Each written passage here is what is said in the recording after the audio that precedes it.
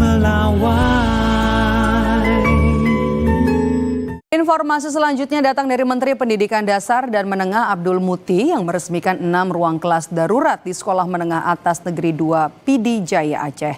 Siswa sangat antusias setelah 3 bulan belajar di tenda sementara. Salah satu sekolah menengah atas di Kabupaten PD Jaya yang terdampak parah banjir adalah SMA Negeri 2 Meredu PD Jaya. Selain menyapa peserta didik, Mendikdasmen juga menyerahkan buku pelajaran dan meresmikan 6 ruang kelas darurat untuk akses belajar mengajar para siswa. Peresmian ruang kelas sementara ini sekaligus menunggu pembangunan kembali gedung sekolah yang rusak dan tergenang lumpur pasca banjir November lalu. Para siswa mengaku senang meskipun proses belajar mengajar belum sepenuhnya pulih.